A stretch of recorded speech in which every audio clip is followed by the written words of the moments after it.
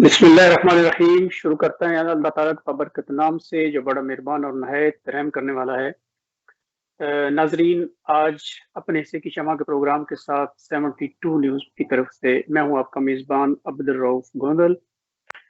हमें इस प्रोग्राम को करने के लिए जो स्पॉन्सर किया जा रहा है वो पाकिस्तान पब्लिक एड ट्रस्ट की तरफ से है और हम काफ़ी महीनों से ये कोशिश करने के लिए कोशा हैं। ये प्रोग्राम्स के ज़रिए हम अपने लोगों को फलाह की तरफ जो है वो राग़िब कर सकें, उनको इस भलाई के काम की तरफ उनकी तवज्जो मबज़ूल करवाएं।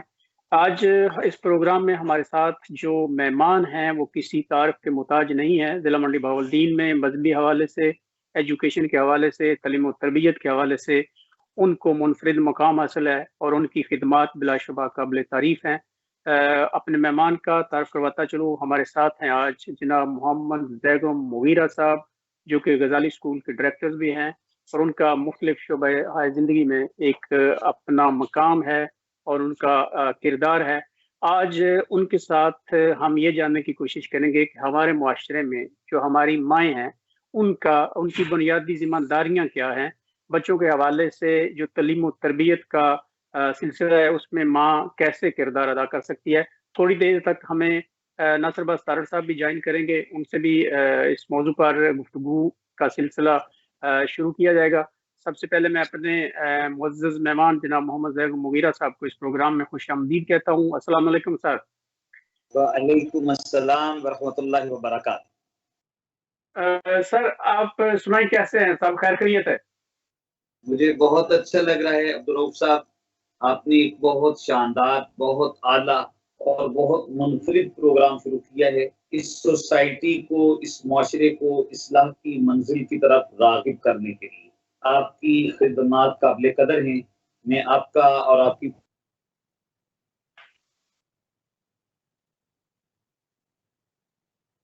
बहुत मौसर अंदाज में शुरू की। बहुत शुक्रिया सर। ये 72 न्यूज़ और उनकी तमाम टीम का शुक्रिया है अदा करना चाहिए, जिन्होंने हमें ये प्लेटफॉर्म दिया है ताकि हम अपने ज़िला मंडी बहावलदीन में इन प्रोग्राम्स के ज़रिए अपना मैसेज उन तक पहुंचा सके और उनको इस भलाई की तरफ जो है वो दावत दे सके। सर, आज आपको इस प्रोग्राम में ज़हमत देने का मकसद ये था कि हम माँ की जो बुनियादी ज़िम्मेदारी है उस पर गुफ्तगू कर सकें, क्योंकि किसी भी मुआशरे में जो माँ का किरदार है वो बहुत अहमियत का हमल है और हमारे मज़हब में तो माँ के कदमों तले जन्नत है, उनका बहुत आला मकाम है, हमारे इस्लाम में भी, हमारे मज़हब में भी। तो इस हवाले से सर आप क्या फरमाएंगे, माँ की बुनियादी जिम्मेदारी क्या होनी चाहिए? बिस्मिल्लाहिर्रहमानिर्रहीम।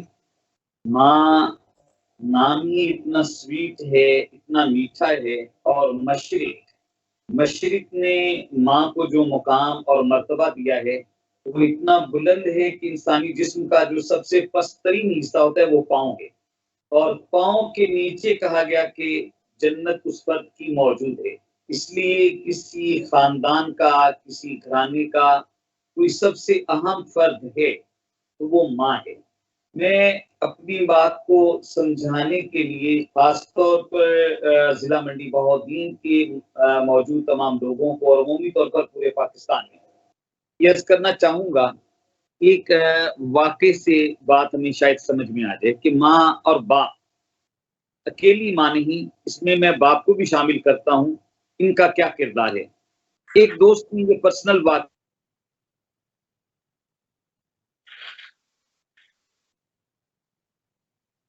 बहुत लेट हो गया, तकरीबन मैं रात को 1 बजे घर पहुंचा।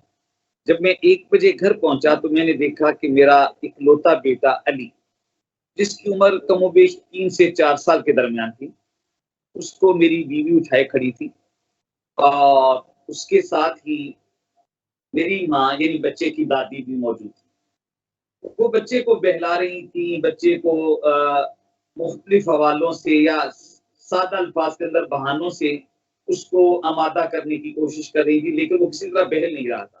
मैं जो ही थका हारा हुआ घर दाखिल हुआ, गाड़ी से बाहर निकला तो बच्चा लपक कर मेरी तरफ आया।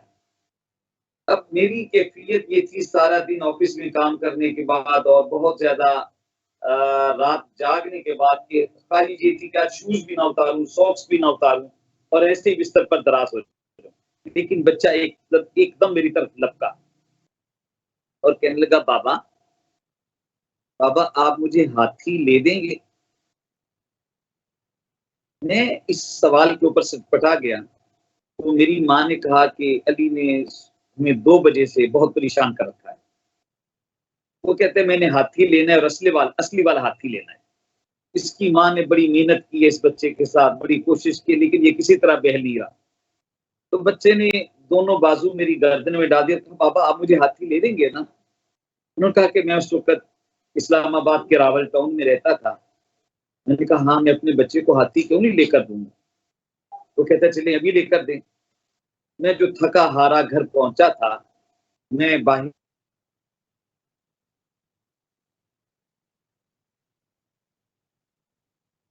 تو کوئی اکا دکا مسافر وہاں پر اڈے پر موجود تھے۔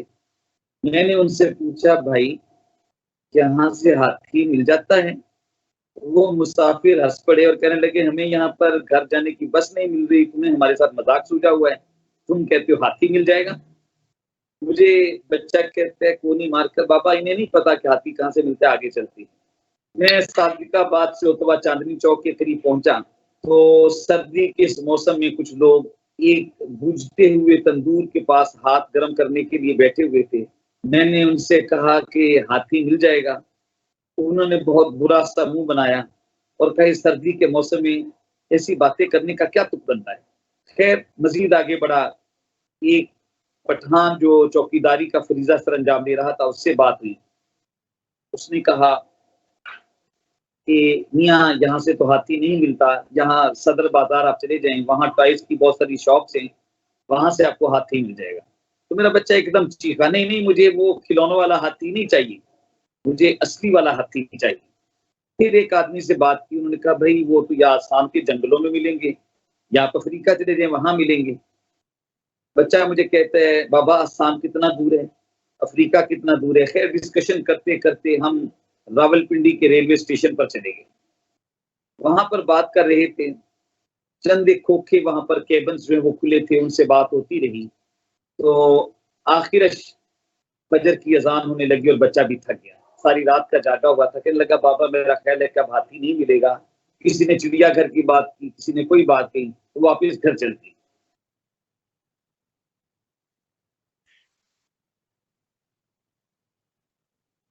بات سنانے والا کہتا ہے کہ جب ہمارے وہ دوست، ہمارے وہ استاد ہمیں یہ بات سنا رہے تھے، وہ تو بات سنا رہے تھے اور ہم ان کی اس بات کو آنسوؤں سے سن رہے تھے۔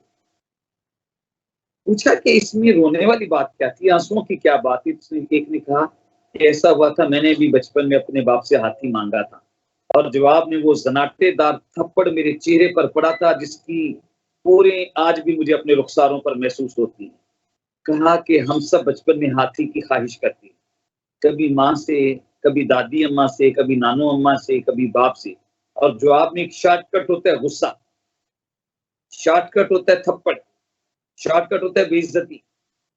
انہوں نے کہا کہ اس کے نتیجے میں یہ ہوا کہ آج ہم کبھی میوزک اونچا لگا کر اپنے اندر کے خلا کو مٹانے کی کوشش کرتے ہیں، کبھی دوستوں کے ساتھ کارڈز کھیل کر اور کھوکھلے کہہ کے ہمارے ہوتے ہیں، اور کبھی یوں ہوتا ہے کہ یہ موٹر سائیکلوں پر جو لوگ ون ویلنگ کر رہے ہوتے ہیں، یہ جو گرلز کالجز کے اندر چکر لگا رہے ہوتے ہیں، یہ وہ لوگ ہیں جنہیں زندگی میں ماں کی طرف سے توجہ نہیں ملی ہے، جنہیں ماں کی طرف سے وہ شفقت نہیں ملی ہوتی، جنہیں ماں کی طرف سے وہ محبت نہیں ملی ہوتی۔ نتیجہ یہ نکلتا ہے کہ زندگی کی کارگاہ کے اندر وہ یورو اور ڈالرز بھی کما لیتے ہیں، وہ بڑا گھر بھی بنا لیتے ہیں، سواریاں بھی بڑی آ جاتی ہیں، لیکن اندر کا خلا مٹنے میں نہیں آتا۔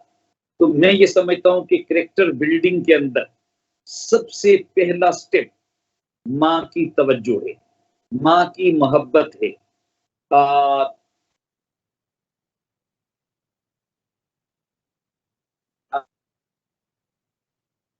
کو بتانا ہے لیکن ہمارے دیہات کی ماؤں کو اس بات کا اندازہ نہیں کہ بچے کی زندگی کے اندر پہلے 4 سال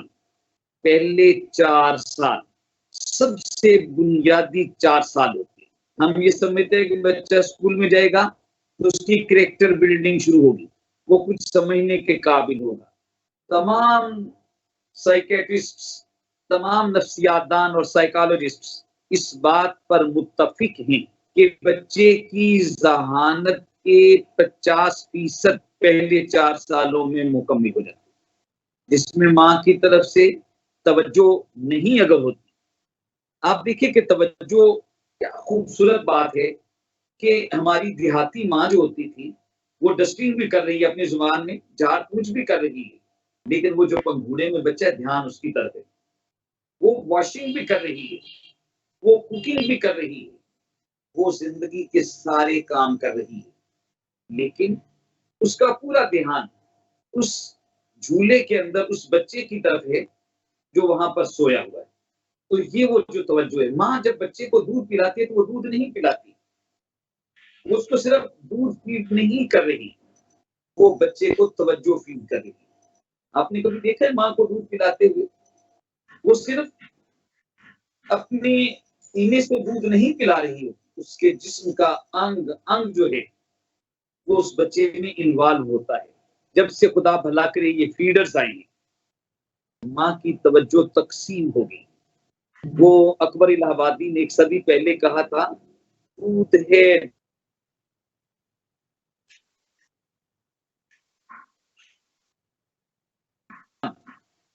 جو توجہ سے محروم ملتا ہے۔ وہ پہلے 4 سال جو توجہ کی تھی، وہ جو رضاعت کا پیریڈ تھا، جب اسی میں ہی کٹ مار دیا گیا، اسی میں ہی ڈنڈی مار دی گئی، اس کا نتیجہ نکلا کہ بچہ اس توجہ سے محروم ہو گیا۔ آپ یقین جانیں، مجھے ایک دم اپنا یونیورسٹی کا ایک اسٹوڈنٹ، ایک دوست، ایک کلاس فیلو یاد آ گیا۔ وہ عجیب عجیب حرکتیں کرتا تھا۔ ایک دن ہم 2-3 دوست اس سے پوچھنے لگے کہ یار یہ کیا کرتے ہو؟ اس نے کہا صاحب آپ کی دنیا اور میری دنیا بہت مختلف ہے۔ آپ ایک سفید پوش گھرانے کے، آپ ان گھروں سے آئے ہوئے ہو جہاں پر چیزیں کیلکولیٹ کی جاتی ہیں، گھر کے بجٹ بنائے جاتے ہیں۔ ہمارے ماں باپ کے پاس اتنا تھا کہ انہیں کسی کیلکولیشن کی ضرورت نہیں۔ فرام دا ویری اسٹارٹ مجھے لارنس کالج گھوڑا گلی میں داخل کروا دیا گیا۔ میں نے اپنی پرائمری وہاں سے کی۔ مجھے ماں کی ممتا کا نہیں پتا کہ ماں کی ممتا کیا ہوتی ہے، میں نہیں جانتا۔ مجھے باپ کی شفقت کا بھی اندازہ نہیں کہ باپ کی شفقت کیا ہوتی ہے۔ مجھے فیملی سسٹم کا بھی اندازہ نہیں ہے کہ پھوپھیاں کون ہوتی ہیں، تائیاں کون ہوتی ہیں، خالائیں کون ہوتی ہیں، ماموں کون ہوتی ہیں، چاچو کون ہوتے ہیں۔ میں اس کے بعد لاہور آ گیا اور ایچیسن میں، اور اس کے بعد میں ایک آدھ کالج سے ہوتا ہوا باپ کے ساتھ، وہ پنجاب یونیورسٹی میں پبلک ایڈمنسٹریشن کا ڈپارٹمنٹ تھا، وہاں پر ہم نے کہا نہیں یا چلیں، آپ کے پیرنٹس نے آپ کے ساتھ چلیں، وہ توجہ نہ دی۔ کہتے سائیں انہوں نے مجھ پر پیسے خرچ کیے، بے پناہ خرچ کیے، اب میں پیسے کماؤں گا، اب میں ان پر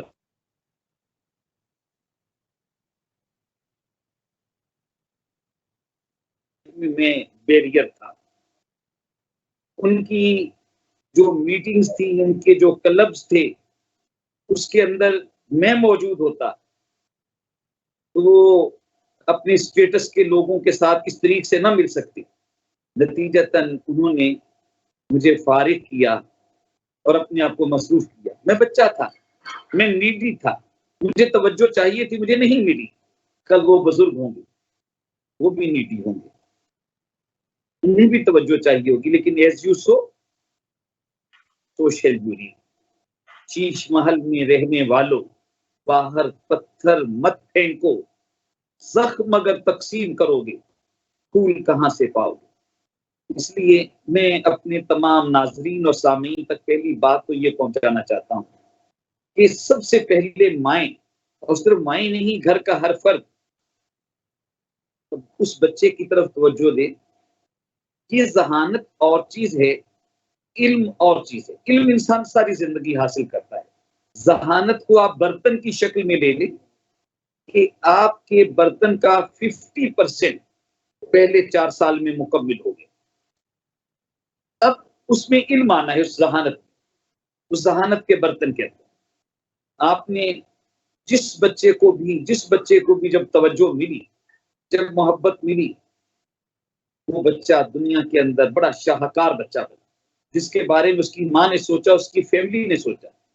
और मेरा तो ये भी मानना है कि इस वक्त फैमिली सिस्टम को तोड़ना मगरिब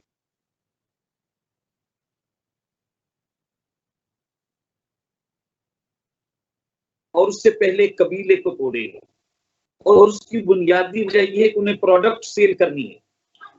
मेरा अपना घर है, मेरे कमरे में अलग एलईडी है, अलग फ्रिज है, मेरे कमरे के अंदर अलग फर्नीचर है।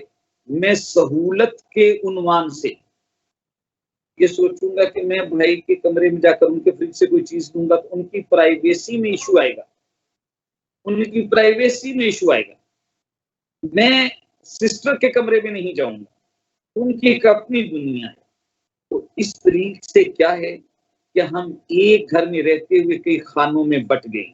नतीजतन जब भाई का फ्रिज अलग है, भाई का टीवी अलग है, मुझे बहुत अच्छी तरह याद है, बहुत अच्छी तरह। हमारी वालिदा, वो तब गैस वगैरह तो होती कोई नहीं थी, तो चूल्हा होता था जिसमें लकड़ियां जलाई जाती थी। हम सब बहन भाई, 6 बहन भाई थे। हम चौकियां लेकर, पीढ़ियां लेकर उस चूल्हे के इर्द गिर्द बैठ जाते थे। माँ जी रोटी उतारते जाते थे। तो वो एक, आप कह लें कि मुश्तरिका वहां पर एक कॉन्फ्रेंस होती थी। माँ की तवज्जो, बड़ी आपी से कहना ये सबसे छोटा है, पहले इसे लेने दो, और हम कहते नहीं पहले भाई ले लें जी, फलां भाई का कॉलेज पहले लगना है, स्कूल पहले लगना है, उन्हें दे दिया जाए। अब्बा जी ने ऑफिस जाना है, उनको तवज्जो दी जाए। ये माँ कोई अलग जजीरा नहीं है, अलग दुनिया नहीं है। बुनियादी तौर पर ये पूरे के पूरे खानदान का निजाम जो है उसको तोड़ा जा रहा है, और इसको तोड़ने के मकासद बिल्कुल मुआशी हैं कि जितने अलग अलग लोग होंगे, जितनी इंडिविजुअल सामने आएंगे,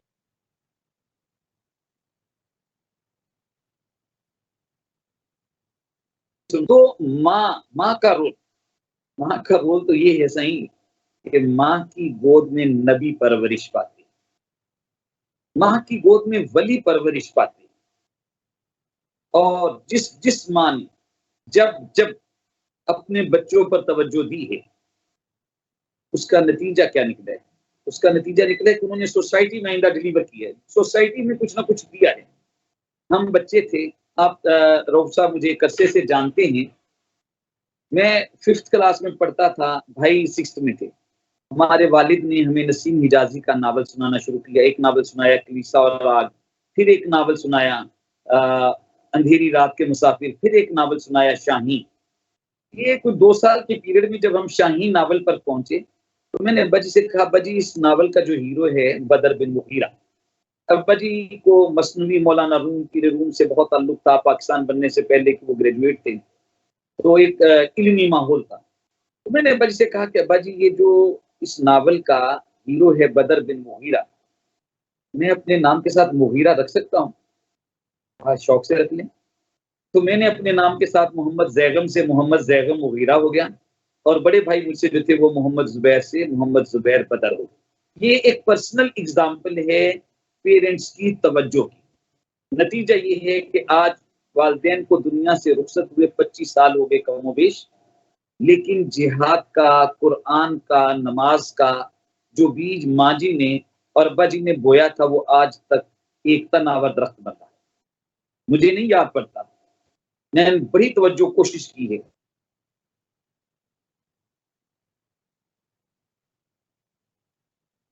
आज कि मैंने अपनी माँ को अपने से बाद में कभी उठते हुए देखा हो।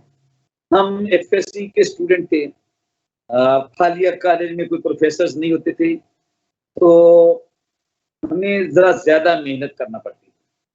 कैफियत ये थी कि अम्मी रात के 10, 11, 12 बजे तक हमारे साथ जागती।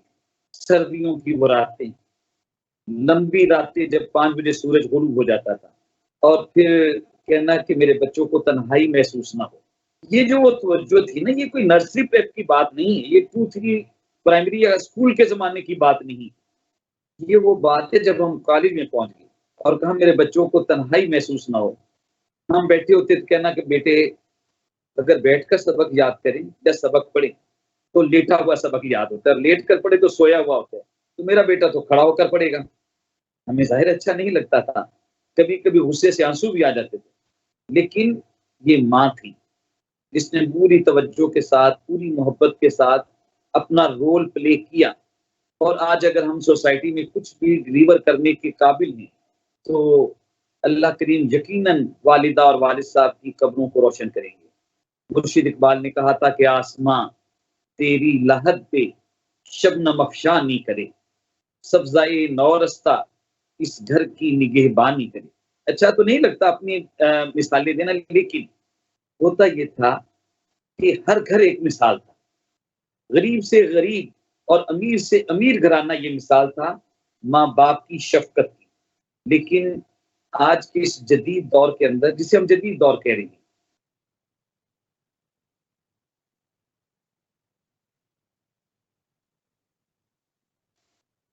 تربیت کے اندر ہر فرد کی ویلیوز کا بہت بڑا حصہ ہوتا ہے، بہت بڑا رول ہوتا ہے. مثلا ہمیں بتایا گیا کہ ایک غزوہ میں ایک صحابی جو شہادت کے مرتبے پر پہنچنے کو تھا، شدت پیاس سے انہوں نے پانی کہا. جو پانی پلانے والا تھا وہ بھاگ کر پہنچا، اور پانی کا پیالہ جب ان کے لبوں کو لگنے والا تھا تو ایک اور طرف سے آواز آئی، پانی. انہوں نے کہا پانی وہاں پہنچا دو. وہ پانی لے کر وہاں چلا گیا. اتنے میں تیسری طرف سے آواز آئی، اس نے اشارے سے کہا پہلے اسے پلائیں. وہ پانی لے کر وہاں پر پہنچ گئے، لیکن جب ان کے پاس پہنچے تو وہ جان جانے آفرین کے سپرد کر چکے تھے، شہادت واقع ہو چکی. دوسرے کے پاس پہنچے تب تک وہ بھی شہید ہو چکے تھے، اور جب پہلے کے پاس پہنچے وہ بھی شہید ہو چکے تھے. ایثار، ایثار، اپنی جان کا ایثار ہمیں ہماری تاریخ نے بتایا، اور جی ہمارے ماں باپ نے بھی ہمیں بتایا. لیکن اب کیا ہے، میں چونکہ ایجوکیشن سے وابستہ ہوں تو ماں یہ کہتی ہے بیٹے یہ تمہارا لنچ باکس ہے، بیٹو میں نے بڑی محبت کے ساتھ تمہارے لیے یہ ایگ بنایا ہے، اور یہ جو ایپل ہے نا اس کو میں نے بہت اچھی طرح دھو کے واش کر کے تمہارے لیے رکھا ہے، الگ جا کے ریسس میں اسے کھانا، کہیں سے دوستوں میں بانٹ. یہ کیا ہے؟ یہ سیلفشنس ہے. اس سیلفشنس کا نتیجہ کیا نکلتا ہے؟ جب ماں یہ کہتی ہے تو پھر گھر بھی تقسیم ہوتی.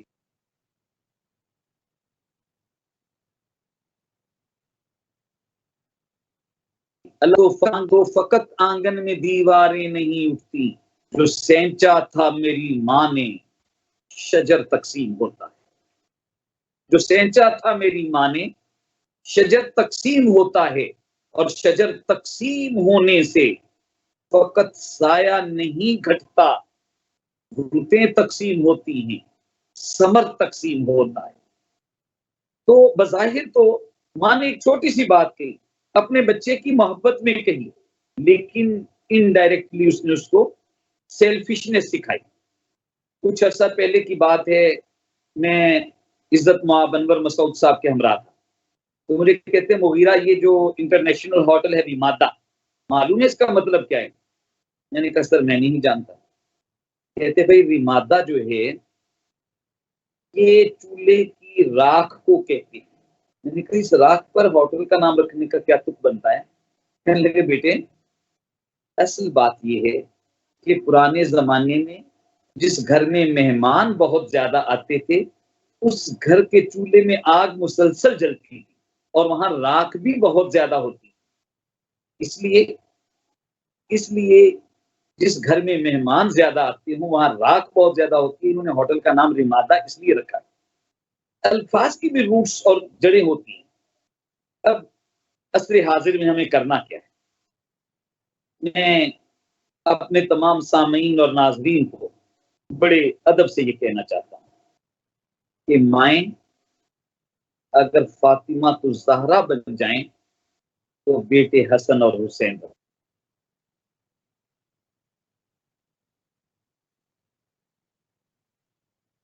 فاطمہ تو زہرا کا رستہ اختیار کرنا ہے یا کسی فلم سٹار کا رستہ اختیار کرنا ہے؟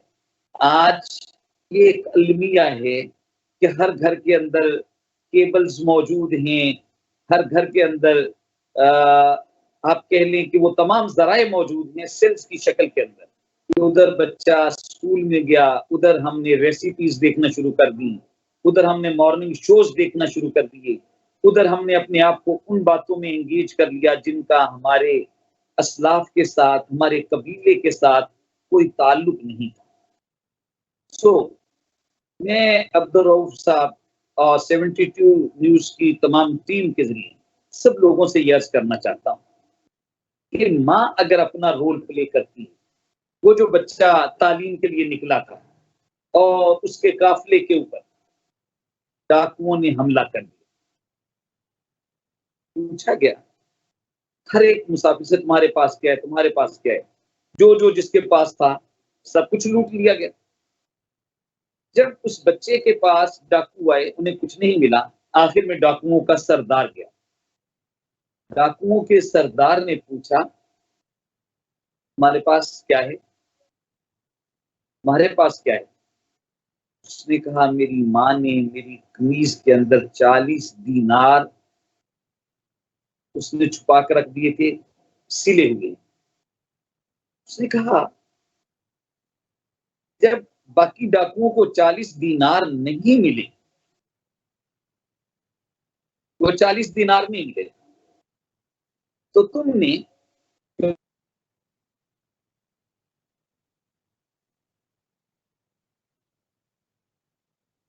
میرے تمام سامعین کو معلوم ہے کہ وہ بچہ کون تھا. اس وقت تو ایک بچہ تھا، لیکن آنے والے دور میں وہ اولیاء کا سردار ہے، وہ صوفیاء کے سر کا تاج ہے. لوگ نے غوث اعظم بھی کہتے ہیں، غوث پاک بھی کہتے ہیں، شیخ عبد القادر جیلانی، امام احمد بن حنبل کی فقہ کو آگے، اسکول آف تھاٹ کو آگے لے کر چلنے والے. لیکن اصل میں چیز پیچھے کیا ہے؟ ماں کا کردار. ماں کے کردار کو فراموش کیے بغیر ہم آگے نہیں بڑھ سکتے. چلیں ہم عصر جدید کی طرف آتے ہیں. ایک بچہ ہانگ کانگ کے اسکول میں ہے، ٹیچر یہ کہتا ہے کہ بیٹے یو آر مانیٹر، آپ کلاس کے CRO ریپرزینٹیٹیو ہو، آپ ذرا سب بچوں کی نوٹ بکس چیک کر لو کہ کتنے بچے ہوم ورک کر کے آئیں، کتنے بچے ہوم ورک کر کے آئیں. جو بچے ہوم ورک نہیں کر کے آئے ان کی ذرا لسٹ بنا دو. ایسے ہی ہوتا ہے، وہ بچہ سب بچوں کا ہوم ورک چیک کرتا ہے، لسٹ بناتا ہے، اور جب ٹیچر کو لسٹ پیش کرتا ہے تو آپ کو سن کر حیرت بھی ہوگی اور خوشی بھی. اس لسٹ میں سب سے ٹاپ پر اس کا اپنا نام لکھا ہوگا. پوچھا کہ یہ تم نے اپنا نام کیوں لکھ دیا؟ کسی کو تو علم نہیں تھا کہ تم کلاس میں ہوم ورک کر کے آئے ہو یا نہیں کر کے آئے. اور اس بات کا بھی امکان تھا، تب تو فزیکل پنشمنٹ ہوتی تھی، تمہیں اس کے جواب میں فزیکل پنشمنٹ ہوگی. کہا امی نے کہا تھا سچ بول. اس کو لوگ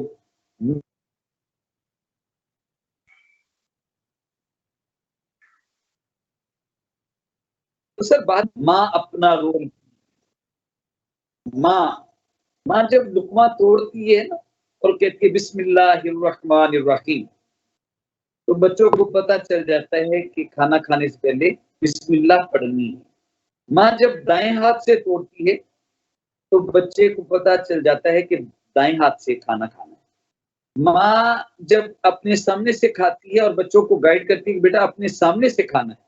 آج ہم تہذیب دوسروں سے مانگ رہے ہیں، مانگتے پھرتے ہیں اغیار سے مٹی کے چراغ، مانگتے پھرتے ہیں اغیار سے مٹی کے چراغ، اپنے خورشید پہ پھیلا دیے سائے. ماں تھی نا جو بچے کو صبح جگاتی تھی. نیند سے جگانا اتنا آسان تو نہیں ہے نا. آدمی ریلیکس ہوتے ہیں نیند میں، سکون میں ہوتا ہے، بڑی محبت سے بڑے پیار سے جگاتی تھی، اس کو وضو کراتی تھی اور کہتی تھی جا میرا بیٹا جا کر سپارہ پڑھ گیا. یہ ماں کا کردار تھا، اور اس میں نہ کسی غریب گھرانے کا معاملہ تھا نہ کسی امیر گھرانے کا معاملہ. اور اسے استاد کا ادب ماں سکھاتی تھی کہ بیٹے ماں باپ اور استاد کے آگے نہیں چلنا ہے، ان کے پیچھے چلنا ہے.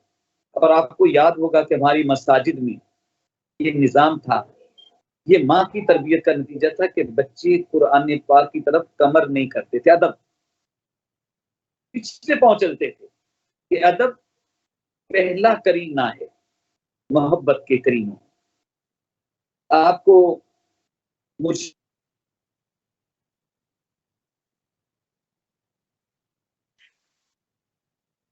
آپ کو یہ ہوگا کہ ان کے والد کا نام شیخ نور محمد تھا، لیکن آپ کو یہ پتہ ہے کہ اقبال، مرشد اقبال کیسے بنے؟ شیخ نور محمد انہوں نے اپنی معاشی اور مالی ذمہ داریوں کے حوالے سے انگریز کی جاب کر لی، ملازمت کر لی. اب جب امام بی بی کو پتا چلا تو انہوں نے کہا کہ انگریز کی جو نوکری ہے اس کی جو سیلری ہے وہ حرام ہے، وہ حرام میں کھاؤں گی اور میں پھر اپنا دودھ اس معصوم بچے کو پلاؤں گی، ایسا نہیں ہو سکتا. اس خاتون نے ایک بکری خریدی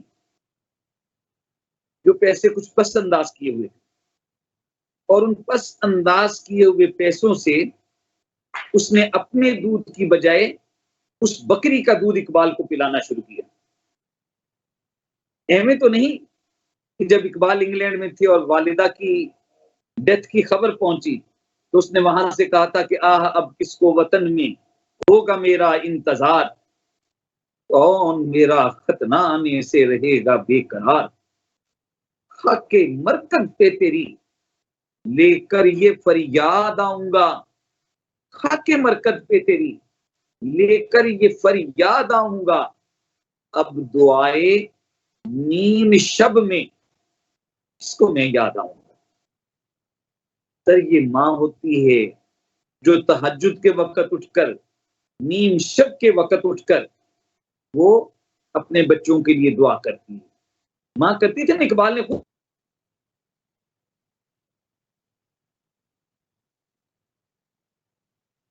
میں تھا، اس نے کہا کہ زمستانی ہوا میں گرچہ تھی شمشیر کی تیزی، نہ چھوٹے مجھ سے لندن میں بھی آداب سحر خیزی. یہ جو اقبال نے لندن میں سحر خیزی کی بات کی اپنے حوالے سے، کیوں کی اس نے ماں سے سیکھا. وہ جو یہ کہتا ہے کہ عطار ہو، رومی ہو، رازی ہو، غزالی ہو، یہ اپنی عہد کی بہت عظیم ہستیاں اور شخصیات چار کا تذکرہ کیا جنہوں نے صدیوں پر اثرات مرتب کیے ہیں. عطار ہو، رومی ہو، رازی ہو، غزالی ہو، کچھ ہاتھ نہیں آتا بے آہ سحر گاہی، کچھ ہاتھ نہیں آتا، کچھ ہاتھ نہیں آتا بے آہ سحر گاہی، صبح کی آہ کے بغیر کچھ حاصل نہیں ہوتا. اقبال نے یہ کہاں سے سیکھا؟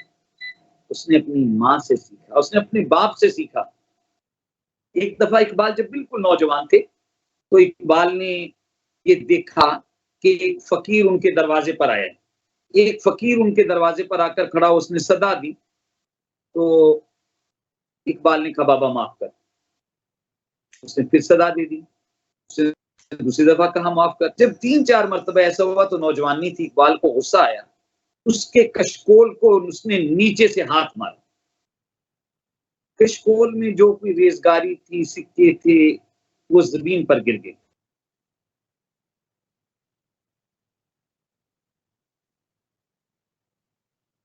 یہ سب اقبال کو دیکھا اور رونا شروع کر دیا.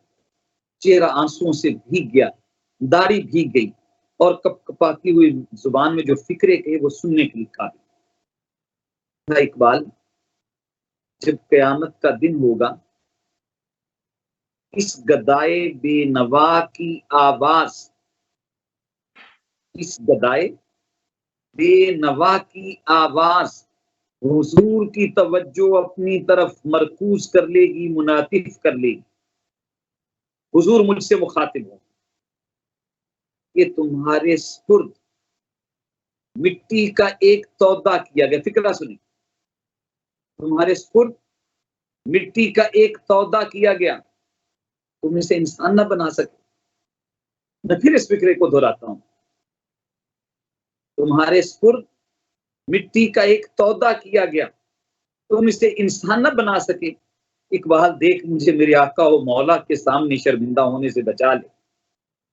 دیکھ جب حضور کے گرد انبیاء، اتقیاء، صلحاء، اولیاء، صحابہ لوگ موجود ہوں گے تو ان کی موجودگی میں حضور میری طرف توجہ کریں گے، اور میں کیا جواب دے سکوں گا؟ میں کیا جواب دے سکوں گا؟ اور کہنے لگے دیکھ تو چمنستان محمدی کی ایک کلی ہے، تو چمنستان محمدی کی ایک کلی ہے، اسی کی باد صبا سے کھل کر پھول بن جا اور نکل سیال کوٹ کی گلیوں میں اور اس فقیر کو ڈھونڈ کر لا، اس سے معافی مانگ۔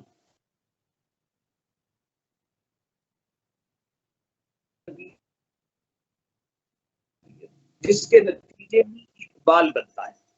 ایک مرتبہ اقبال تلاوت کر رہے تھے، خوش الہان بہت تھے، بہت اچھی تلاوت کرتے تھے، اللہ نے بہت خوبصورت آواز دی تھی، سوز تھا آواز میں۔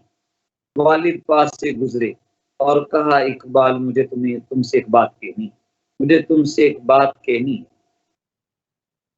اقبال ہمت نہ کر سکے، ہماری طرح آج کے دور کے بچوں کی طرح نہیں تھے کہ فوراً کہتے کہ ابا بتائیں کیا کہنا ہے، ضرورت ہی نہیں ہوئی۔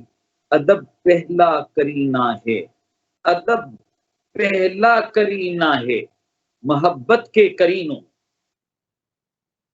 کہا چپ ہو گئے۔ ایک دفعہ پھر اقبال کو دیکھا قرآن کی تلاوت کر رہے ہیں، والد پاس سے گزرے، پھر کہا اقبال مجھے تم سے کوئی بات کہنی، پھر جرأت نہیں۔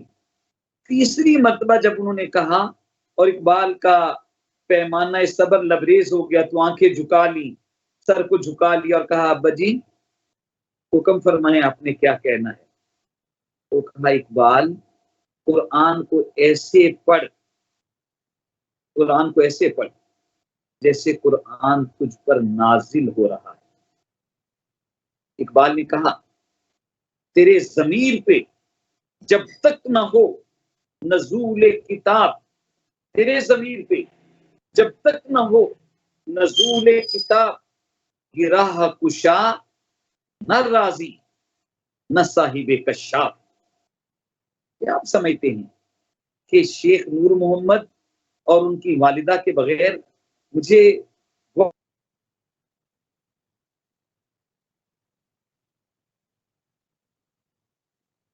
یہ کہنا چاہتا ہوں کہ ماں باپ کی تربیت کے بغیر بچے بلینئرز تو بن جائیں گے، بڑا محل تو بنا لیں گے، کروزرز، مرسیڈیز، آڈی اور اس طرح کی دیگر سواریاں تو مل جائیں گی، لیکن غالب یاد آ گیا، اور کس ظالم موقع پہ یاد آیا، بس کہ دشوار ہے ہر کام کا آسان ہونا، آدمی کو بھی میسر نہیں انسان ہونا۔ یہ پرچھائیاں ہوں گی، یہ انسان نہیں ہوں گے جو ماں باپ کی محبت کے بغیر، یہ درندے ہوں گی، یہ انسانوں کی رگوں سے ان کا آخری خون کا قطرہ نچوڑنے والے ہوں گے۔ وہ جو معروف ہے کہ ایک درویش ہاتھ میں چراغ لے کر شہر میں پھر رہا تھا، پوچھا گیا دن کی روشنی میں یہ چراغ لے کر کیوں پھر رہی ہیں؟ کہنے لگے جی انسان ڈھونڈ رہا ہوں۔ وہ کہا یہ جو سڑکوں کے اوپر انسانوں کی ریل پیل ہے یہ انسان نہیں ہے۔ کہا یہ کوئی کمتر درجے کی مخلوق ہے، میں تو انسان کو ڈھونڈ رہا ہوں۔ اور انسان کی جو صفات قرآن نے بیان کی، وَعِبَادُ الرَّحْمَنِ الَّذِينَ يَمْشُونَ عَلَى الْأَرْضِ هَوْنًا وَإِذَا خَاطَبَهُمُ الْجَاهِلُونَ قَالُوا سَلَامًا وَالَّذِينَ يَبِيتُونَ لِرَبِّهِمْ سُجَّدًا وَقِيَامًا وَالَّذِينَ يَقُولُونَ رَبَّنَا اصْرِفْ عَنَّا عَذَابَ جَهَنَّمَ إِنَّ عَذَابَهَا كَانَ غَرَامًا۔ یہ قرآن کا مطلوب انسان ہے، اور یہ مطلوب انسان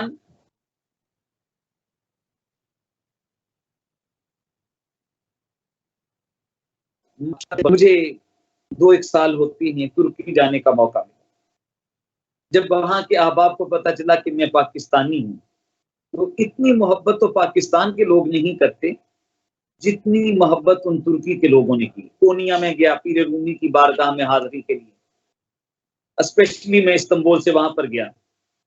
استنبول میں بھی، کونیا میں بھی اور باقی شہروں میں بھی جب جب لوگوں کو پتہ چلتا ہے یہ پاکستانی بہت محبت کرتے، اور معلوم کرنے پر ایسا کیوں ہے پتہ یہ چلا کہ وہ تحریک خلافت کا بدلہ چکا رہے ہیں، جس کو 100 سال ہو گیا۔ یہ تحریک خلافت جو برپا ہوئی، یہ جو علی برادران نے، محمد علی جوہر اور مولانا شوکت علی نے برپا کی، آپ کیا سمجھتے ہیں کہ یہ علی برادران نے تحریک برپا کی تھی، جس کے نتیجے میں انڈو پاک کی عورتوں نے اپنے کانوں سے کانٹے اور اپنی باہوں سے چوڑیاں اتار کر اس خلافت کے حوالے کر دی تھی، جس کے بارے میں پچھلے دنوں ڈرامہ ارطغرل چلتا رہا ہے۔ نہیں، بالکل نہیں۔ یہ تحریک محمد علی جوہر کی ماں کی تحریک پر شروع ہوئی، بولی اماں محمد علی کی، جان بیٹا خلافت پہ دے دو، بولی اماں محمد علی کی، جان بیٹا خلافت پہ دے دو۔ میں کون سا حوالہ دوں؟ احمد شاہ ابدالی کا، جب پانی پت کی جنگ کے اندر دشمن نے دیوار کے ساتھ لگا دیا، اور وہ رات تاریخ یاد رکھے گی جب احمد شاہ ابدالی اپنے کمانڈرز کے ساتھ پسپائی کا سوچ رہا تھا، اسٹریٹجی کے طور پر، حکمت عملی کے طور پر، کہ ہم پیچھے پلٹ جاتے ہیں۔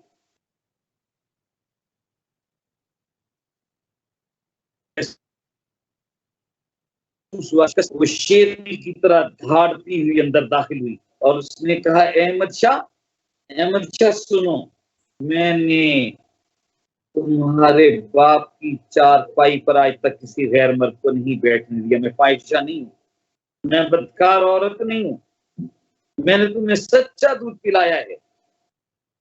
تم نے اگر، اور بڑا سخت لفظ بولا، تمہارے ان گماشتوں نے اگر شکست کا سوچا تو دفع ہو جاؤ میرے اس گھر سے اور کبھی داخل نہ ہونا۔ میں تمہیں قیامت کے دن دودھ کی 32 دھاریں نہیں معاف کروں۔ بس یہ چند الفاظ تھے جس نے سارا منظر بدل دیا۔ لوگ کہیں گے کہ احمد شاہ ابدالی پانی پت کا میدان جیتا تھا، میں کہتا ہوں نہیں، بالکل نہیں ہے۔ ماں جیتی، احمد شاہ ابدالی نہیں جیتا تھا۔ تحریک خلافت علی برادران نے نہیں چلائی تھی، ماں نے چلوائی تھی۔ مجھے یہاں فالیہ کا ایک واقعہ یاد ہے۔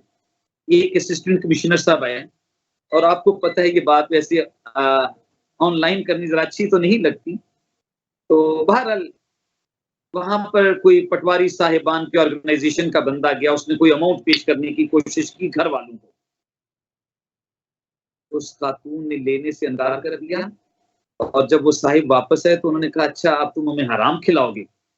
جو اللہ کریم نے اتنی 100 ایکڑ زمین دی ہوئی ہے وہ ہمارے لیے کافی نہیں ہے، اب تم ہمیں حرام کھلاؤ گے؟ اس نے کہا بیوی مجھے پتہ ہی نہیں ہے، میری تو اپوائنٹمنٹ ہوئی 1 دن ہوا ہے، میری تو کسی سے ملاقات تک نہیں ہوئی۔ سر گھر کی خاتون چیک کرنے والی ہو،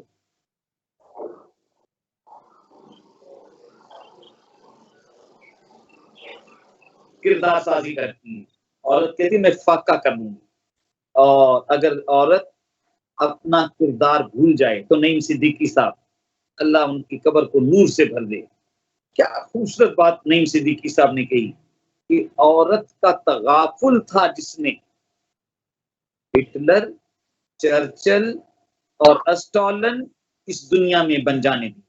عیشوں میں یہ ظالم مست رہی، جنگاہ میں خنجر جذبوں کے 100 بار یوں ہی تن جانے دیے۔ عورت نے خزاں کے قبضے میں اخلاق کے مخزن جانے دیے۔ ہے مرد کے ذمہ جتنی خطا اتنی ہی تو ذمہ دار ہو تم۔ اب میں کفارہ دیتا ہوں، کیا ساتھ میرے تیار ہو تم؟ کیا عذر تراشو گی اس دن جب تم سے یہ پوچھا جائے گا کیا اپنے گواہ سے کام لیا؟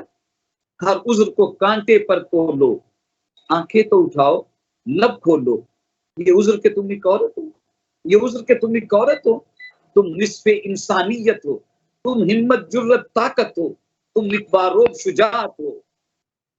باہر کے فرنگی بھاگ چکے، اب گھر کے فرنگی باقی ہیں۔ قرآن کے تھے جو لوگ امی، وہ کفر کی مے کے ساقی ہیں۔ جس دین پہ اپنا ایمان ہے اس دین کی یہ تسلیم کریں، کیا ہم چپ رہ بھی سکتے ہیں؟ اب تم کو مجھ کو دونوں کو ان باطل کے معماروں کی تعمیروں سے ٹکرانا ہے۔ اب تم کو مجھ کو دونوں کو طوفانوں سے لڑ جانا ہے، اور تم سے اگر یہ ہو نہ سکے تو جاؤ الگ تم بیٹھ رہو، کچھ مجھ پہ کرم فرماؤ نہیں، آوارگیو اریانی سے للہ مجھے بہکاؤ نہیں۔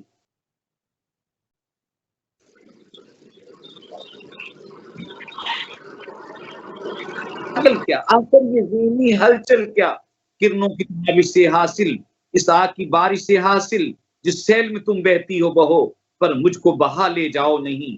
میں حق کا سپاہی ہوں، مجھ پر جادو کی طرح سے چھاؤ نہیں، جادو کی طرح سے چھاؤ نہیں، سینے کو میرے برماؤ نہیں۔ کیا عذر تراشو گی اس دن؟ تو میری بہنیں بیٹیاں میری مائیں یہ بات سن رہی ہیں، ان کا ایک رول ہے، ان کا ایک کردار ہے۔ ایک دوست نے کہا کہ وہ فوراً ایک یونیورسٹی میں اس کا اسٹوڈنٹ ویزا لگا، ایک فلیٹ سے وہ یونیورسٹی جاتا تھا، رستے میں ایک کیبن تھا، کہنے لگا ایک دن ایک بڑھیا وہاں پر وہ کیبن جو ہے وہ رن کرتی تھی، تو وہاں پر چاکلیٹس کے 2 باکس پڑے ہوئے، تو میں نے پوچھا یہ کتنے کا؟ اس نے کہا یہ 10 کا ہے، 10 کی ہے چاکلیٹ، یہ کتنے کی؟ یہ 8 کی ہے۔ میں نے اٹھایا، دونوں ایک ہی کمپنی کی، میں نے ان کے انگریڈینٹس دیکھے وہ بھی بالکل سیم تھے، میں نے ان کا ویٹ دیکھا وہ بھی سیم تھا۔ تو میں نے اس خاتون سے کہا یہ 8 کی چاکلیٹ کیوں ہے اور وہ 10 کی کیوں ہے؟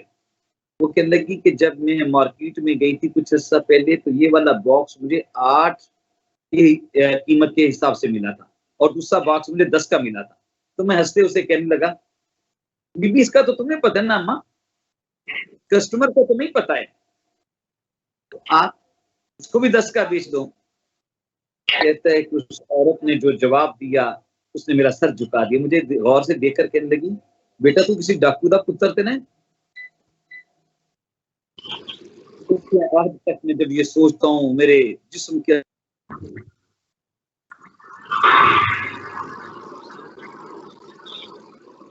اس کی زیر تربیت جو بھی پرورش پائے گا اس کی ایک کریکٹر بلڈنگ ہوگی۔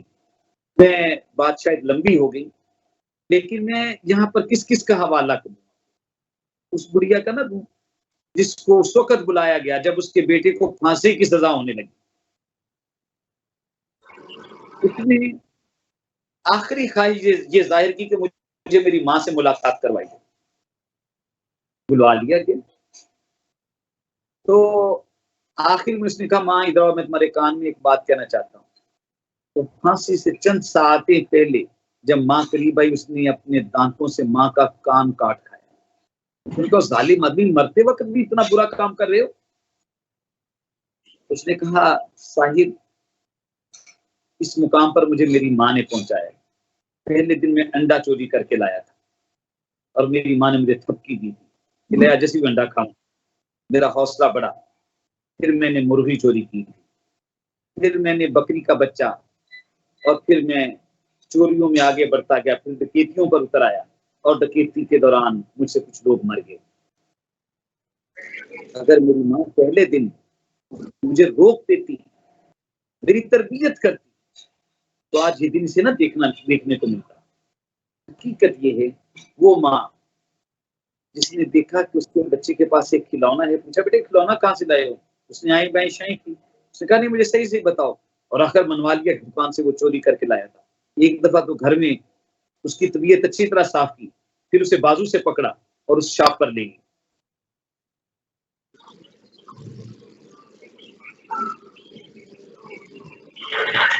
تو یہ میرا کھلونا بچے نے غصے کے ساتھ اور انسلٹ کے احساس کے تحت اس کو پھینکا دکان کی طرف، نے کہا نہ ایک دو لگائیں، چلو اس کو اٹھاؤ۔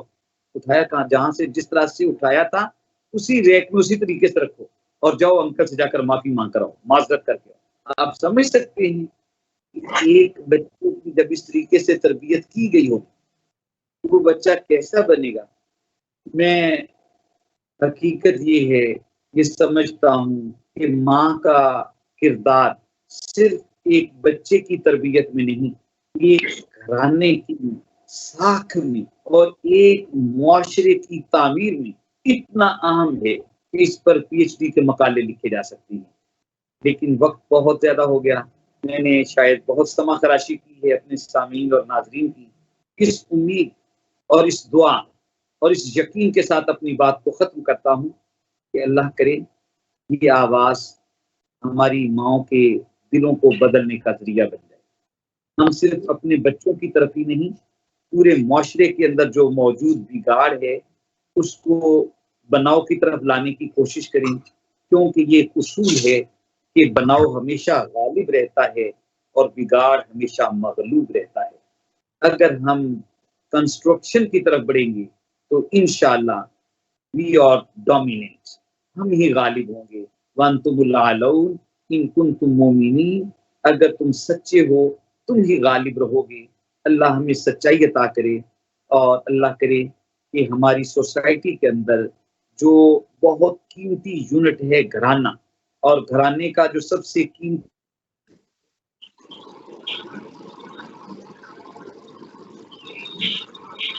کردار ادا کرے۔ ماں صرف ایک گھر کی نہیں ہوتی تھی، پورے محلے کی ماں ہوتی تھی، سب نے ماں جی ہی کہا کرتے تھے۔ اللہ کریم ہماری ان باتوں کو اپنی بارگاہ میں قبول کرے، اس طرح کہ معاشرے کے اندر تعمیر اور تطہیر کا کام آگے بڑھ سکے۔ میں ایک دفعہ پھر آپ کا بھی اور 72 نیوز کی ساری ٹیم کا، اور خاص طور پر اپنے بہت ہی اچھے بھائی ناصر عباس تارڑ صاحب کا شکریہ ادا کرتا ہوں، جنہوں نے مجھے یہ موقع فراہم کیا، اور میں چند معروضات، چند گزارشات آپ کی خدمت میں پیش کر سکتا۔ بہت شکریہ۔ ناظرین، آپ نے محمد زیغم مغیرہ صاحب کی گفتگو سنی۔ وہ ماں کے کردار کے حوالے سے گفتگو کر رہے تھے، اور یقیناً اس بات سے انکار نہیں کیا جا سکتا کہ اس معاشرے میں، اس دنیا میں ماں ہی وہ پہلی درسگاہ ہے جو بچے کی کردار سازی کرتی ہے، بچے کو اچھا شہری بناتی ہے، اپنی قوم جو ہے اس کے وقار کو بلند کرتی ہے۔ ماں کا جو کردار ہے وہ سب سے اہم ہے۔ آپ نے سنا ہوگا کہ نیپولین نے یہی کہا تھا، آپ مجھے اچھی مائیں دیں، میں آپ کو اچھی قوم دوں گا۔ جب تک ہم میں سے ہر کوئی اپنی ذمہ داری کا ادراک نہیں کرے گا، اپنی ذمہ داری نبھانے کی کوشش نہیں کرے گا، ہم اخلاقی طور پر پستی کی طرف جائیں گے۔ ہم سب کو مل کر اپنی اپنی ذمہ داری اور مذہب کے ساتھ جڑنا ہوگا۔ ہمارا مذہب جو ہے ایک مکمل ضابطہ اخلاق ہے۔ ہمیں یہ جو جدید دور ہے اس سے باہر نکلنا ہوگا۔ ہمیں اپنے مذہب کے مطابق، ہمیں قرآن و سنت کے مطابق زندگی گزارنے کی کوشش کرنا ہوگی، تبھی ہم جا کر دنیا میں بھی اور آخرت میں بھی کامیابی حاصل کر سکتے ہیں۔ محمد زیغم مغیرہ صاحب، آپ کا بہت شکریہ، آپ نے وقت دیا اور اپنے ماں کے کردار کے حوالے سے بڑی مفصل گفتگو کی۔ انشاءاللہ آپ کو آنے والے وقت میں پھر زحمت دوں گا۔ اس سلسلے کو ہم جاری رکھیں گے تاکہ ہمارے معاشرے میں اس پروگرام کے ذریعے اگر بہتری آ سکے تو یقیناً یہ ہمارے لیے اور آپ کے لیے ایک بہترین ذریعہ ہوگا۔ تمام ناظرین کا شکریہ ادا کرتا ہوں۔ پروگرام کا وقت جو ہے وہ اپنے اختتام کو پہنچا ہے۔ انشاءاللہ آپ کی خدمت میں پھر حاضر ہوں گا۔ اجازت دیجیے، اللہ حافظ۔